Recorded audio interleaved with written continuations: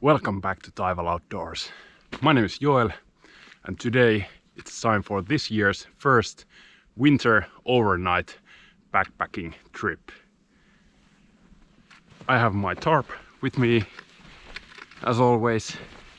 It's -5 degrees, getting down to -10, -12 tonight, so nothing extreme.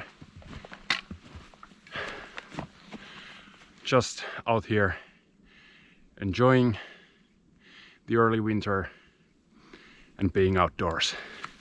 Thanks for joining in.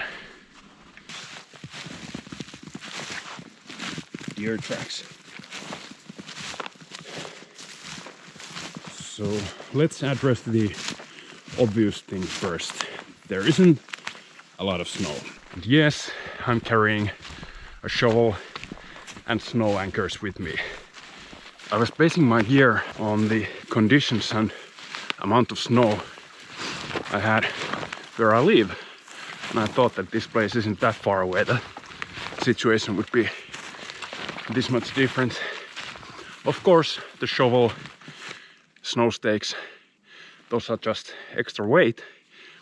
And that's not a big deal, but the real issue is that I don't have a lot of water because I thought that I could just melt snow. So I had to change my plans on the fly, and I came up with a new location where to set up my shelter for tonight. I'm actually going there right now. I already scouted it a bit. It's close to the water. I think there was a thin layer of ice that I can break and resupply my water there.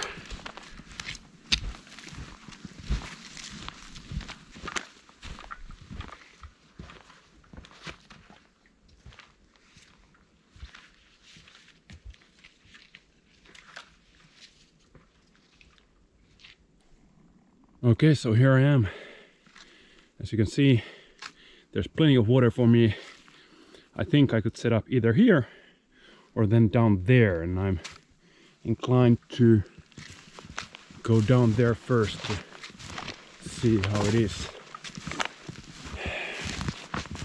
I would rather be close to the water, but it might be quite tough to set up the tarp. At least whatever I pick, the wind is blowing from north. I'm facing south, and with this small ridge line or uphill behind me, I'm quite sheltered here anyway.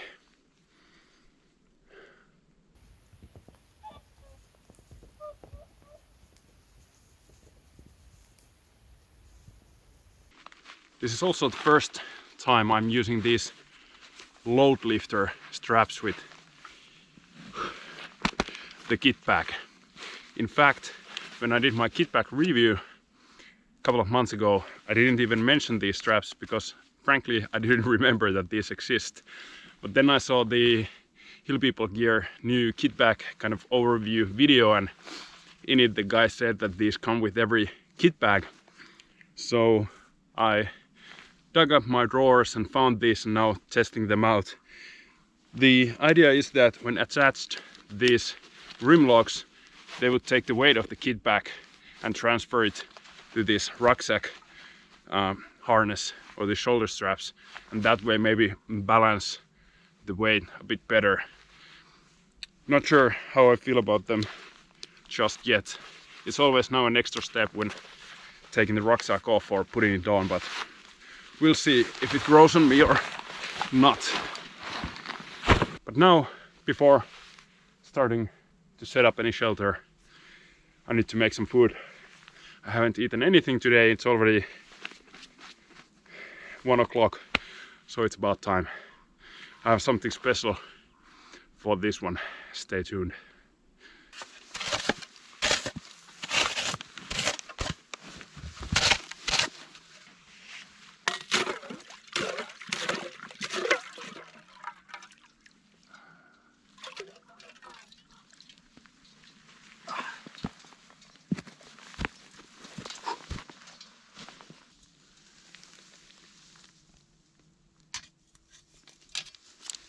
I'm not a huge fan of this full Trangia cooking kit because it's quite heavy and definitely bulky.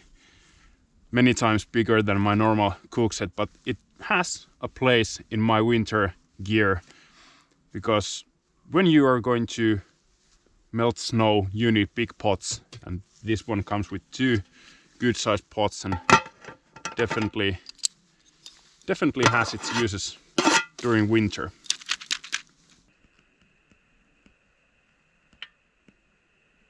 My water is quite close to boiling, so I think I'm ready to share what I'm going to have. So, a tactical food pack. I know, nothing fancy, but this is actually going to be my side dish. Mashed potatoes. From our Swedish friends, IKEA's outdoor meatball sauce. And of course, to go with mashed potatoes and meatball sauce, I need some meatballs. These are leftovers from yesterday that I made myself, so should be a pretty damn tasty meal. All right, my meatballs and sauce is here, mashed potatoes, and one more thing to really top this all off. Kippis.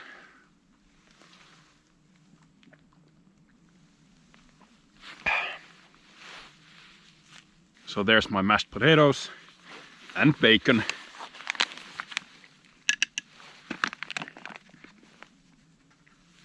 And there we go. I was a bit too generous with the water when I made the sauce, but yes, this works quite nicely. And a meatball.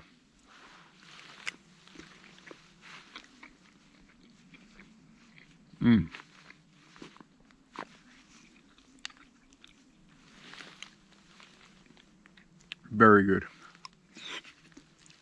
And smoky ESB.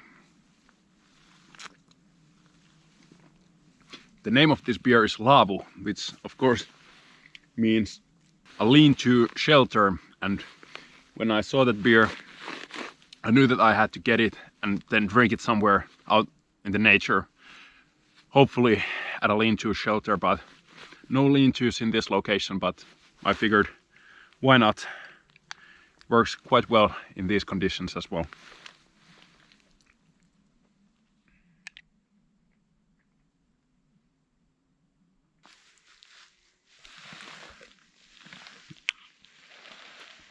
Rest of the water I'm using to boil some coffee for dessert.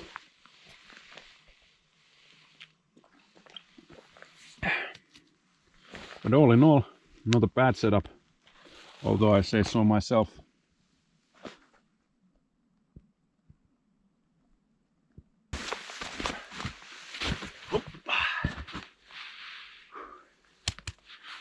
So, while I was waiting for the coffee to settle,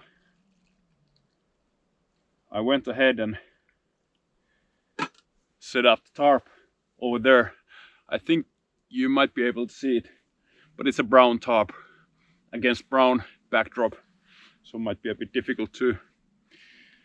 I did walk around here and tried to figure out what would be the best way to set it up down here, but I don't think there's a viable way to do that.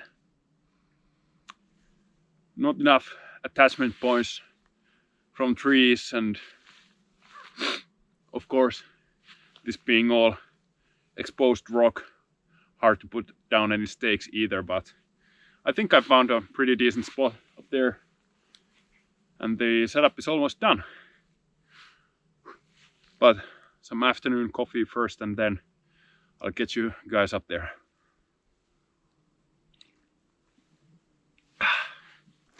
In fact, I think I will leave all my cooking gear down here and just bring the sleeping pad and a sleeping bag and things like that up there for now. And this is a much nicer place to spend the evening than up there. And this is already well established cooking spot, so why bother bringing stuff up there, because I will need that water access anyway. So So down there is where I've been sitting, and up here is where my shelter setup is coming together. Not quite sturdy enough for my taste, but something along these lines. Maybe I will have to rig one more piece of paracord up there. Okay, so here it is. Really tough to show on camera because it is such an irregular shape. Maybe the main point is that I want something that's quite high up off the ground. It is winter after all, so I need all the light that I can get. I have good visibility this direction, and as you can see, I can stand on my knees, no problem. Really high on this end, which is my main avenue of entry and exit. I will now set up the sleeping system right here, and should be good to go for tonight. I'm not expecting any snowfall, but you never know. Practically every time that I've been out during winter with my tarp, it has snowed regardless of the forecast, so I'm not taking any chances with that one. So I just filled up my mattress with this pump bag, and I'm going to store it inside the sleeping mat's own bag, so everything's in one visible place. In terms of the actual sleeping bag and system in general, I realized that it hasn't really changed in years for me. I'm still using a bivy bag throughout the year. This is by To Go Systems. For cold weather sleeping bag, I still have the same. This is the Marmot Never Summer, and the ratings are good enough. Lower limit for men is minus 18.4 degrees, extreme minus 39.8. In Fahrenheit, the lower limit is minus 1.2, so definitely enough for me and for tonight.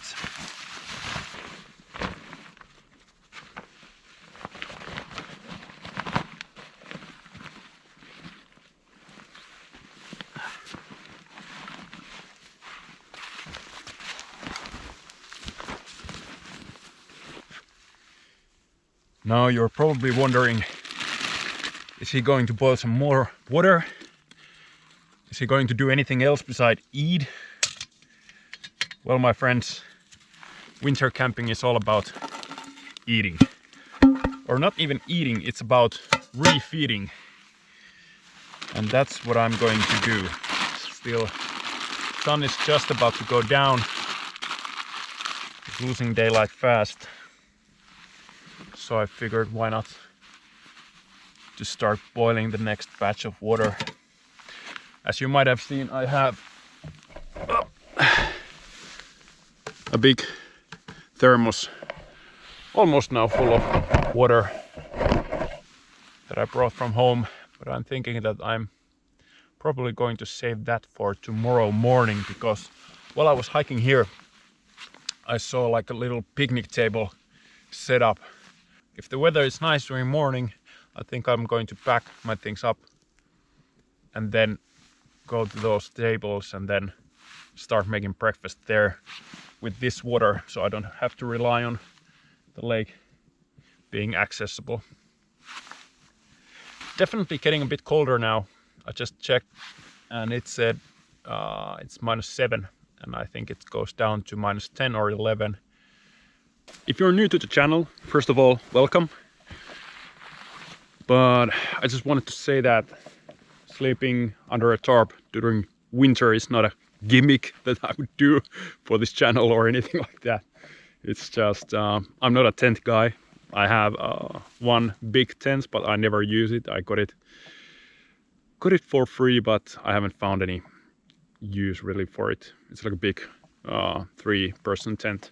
But I've been thinking that I should probably get like a TP style floorless tent with the option of having a stove inside. And I know hot tents are really trendy and popular right now, but I've been thinking about this purchase for maybe 2 years already. But now I think it's finally time to make the decision and make that big purchase. Because as some of you know, we now have a small puppy, Alaska Malamute, and hopefully he will accompany me during many future trips and adventures. And especially during summer, I'd like to have some kind of a shelter where I can protect my dog from mosquitoes. It's not really a big deal for me because I can just put a bug net on my head and I'm good to go under a tarp, but for a dog it's not that easy. So I don't know. It's funny how we people tend to take better care of our pets than we do of ourselves. But yeah, if nothing else, I think it's a great excuse now to get a floorless TP tent. Teltta is the Finnish word, so telt is nothing Finnish. It's quite close to a tarp setup because I don't want anything that has a lot of poles and weighs a ton. And as I'm used to sleep under shelters that don't have any floor, so why not go with the floorless shelter then in the future as well. I was thinking that maybe the Seek Outside Cimarron light would be my purchase then, with some titanium stove, probably the Chinese one with the window in the front. I think that could be a nice combo. Even without the stove, that type of a shelter is a lot heavier than my current tarp setup, but I'm still fairly young and in fairly good shape, so I think I can manage carrying that 1 or 2 extra kilos. So what is he having? That's the question. Well, for my dinner we have a bit of tuna pasta and a dessert, some red berries and rice pudding, I think it was. And I think I have just enough water left for some hot chocolate. All I have is Varusteleka level 2 merino wool base layer, top and bottom. Then this is UF Pro Ace Winter Combat Jacket. No, combat shirt, sorry. Really one of my favorite pieces of winter gear. Has all kinds of technical material and merino wool in it. So with just these 2 layers on top, I'm completely fine, warm enough. I had these pit zips open while hiking today and now they are closed. I haven't had the need to add my 3rd layer, which is of course my Luhka.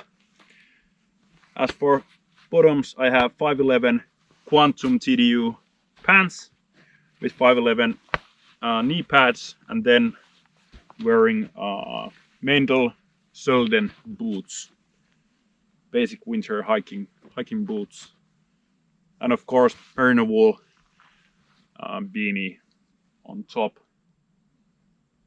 All in all,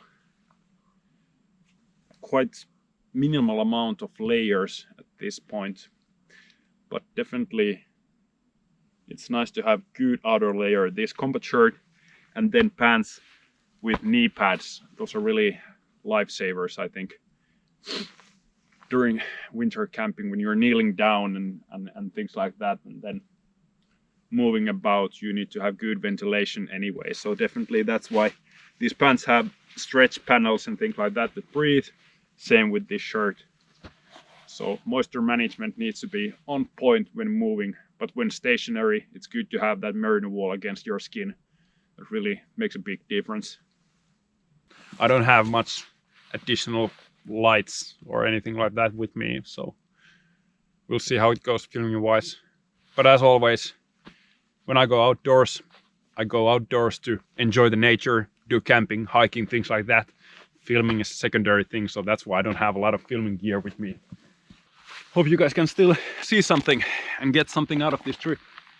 At least I'm quite excited to be outside or stay outside the night. I have of course been doing day hikes and things like that, and if you want to know more about those, you can follow me on Instagram at taival.outdoors.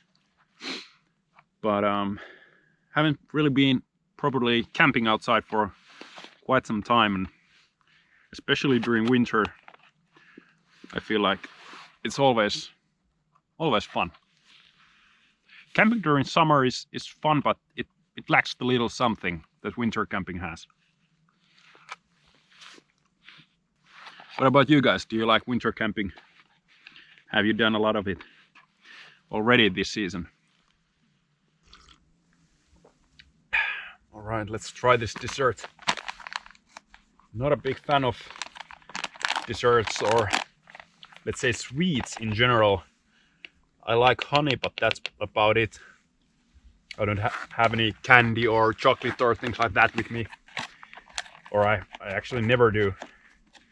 I haven't eaten candy in over 15 years, I guess. But rice pudding and berries, that doesn't count, right?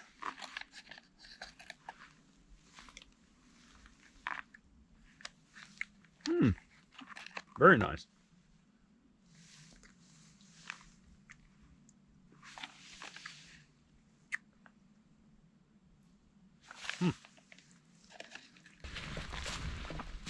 All right. Time to head back to the shelter.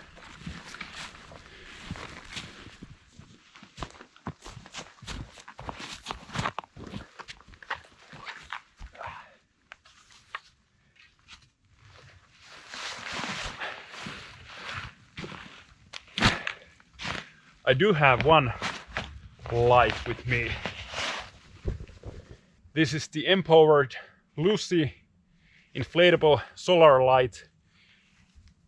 Model is EMRG, so emergency, because it has also a red SOS mode. I bought this and a bigger one almost 5 years ago, and the big one has been outdoors this whole time, and I'm going to do a long-term review of it.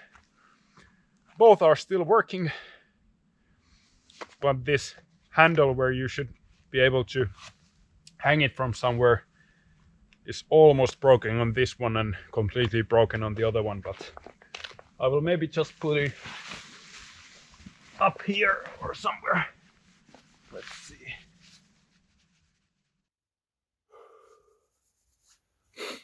Well, I've been just sitting inside the bag and read a book for a couple of hours actually. And I think it's time for me to start packing things up a bit for this evening and get inside the bag properly. Yep, definitely time for that. I will see you all in the morning.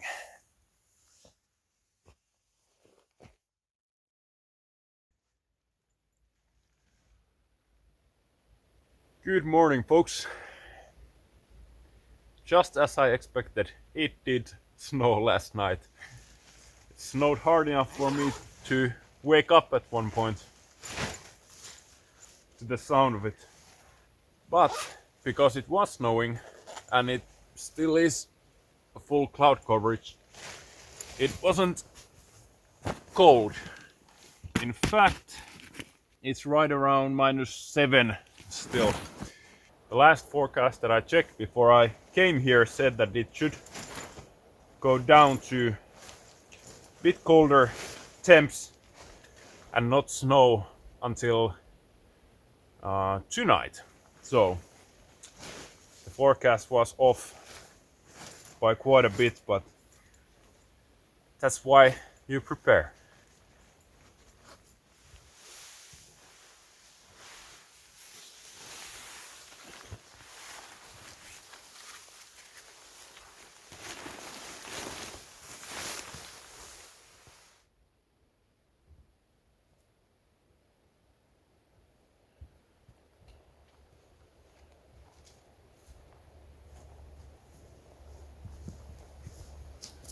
All right, let's go find a place to have some breakfast.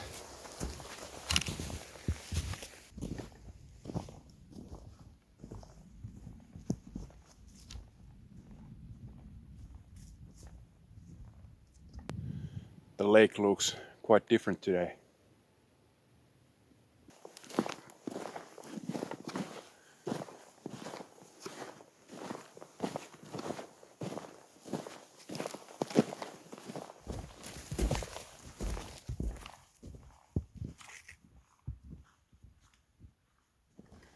And here it is, right by the trail, but that's fine because the spot otherwise is pretty nice.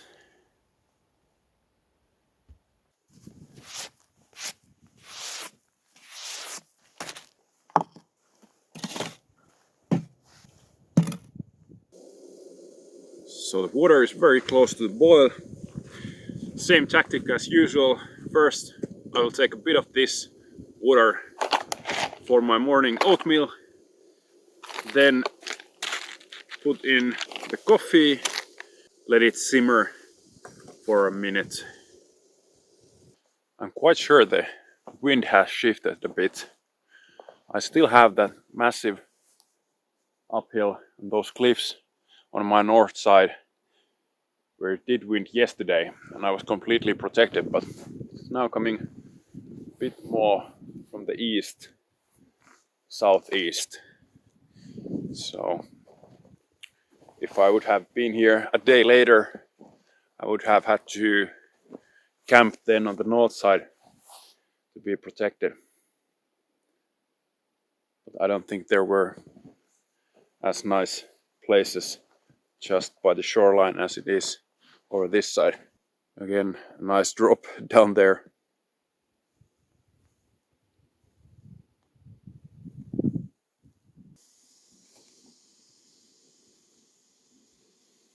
When I don't want to wait for the coffee to set up by itself, there is a technique. Some do it like this or however. Basically, you just let the coffee pot fall down, but catch it gently. And you don't actually let it fall down, you always grip it, but something like this.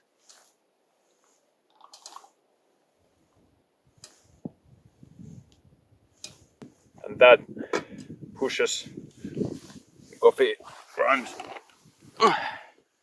to the bottom and makes it possible that you can enjoy your coffee a bit faster. I know that my technique isn't perfect, but it doesn't have to be when it still works. Although this type of trip where there's less hiking and more camping isn't really something that I usually do or something that really interests me that much, I have still enjoyed this trip quite a bit. The fact that this is a new location for me kind of evens it out that there wasn't that much hiking this time, because it was still a new location that I got to explore, and that's pretty much the main reason I like hiking and backpacking so much. So mission accomplished on that sense. Maybe next time again something a bit more Taival outdoorsy type of deal.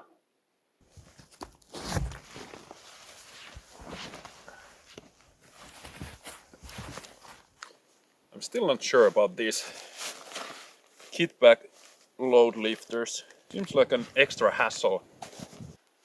I'll have to still experiment more. During longer hikes, maybe it makes a difference when it's on these shoulder straps instead of its own harness.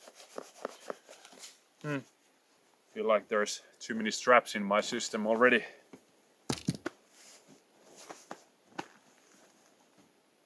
All right.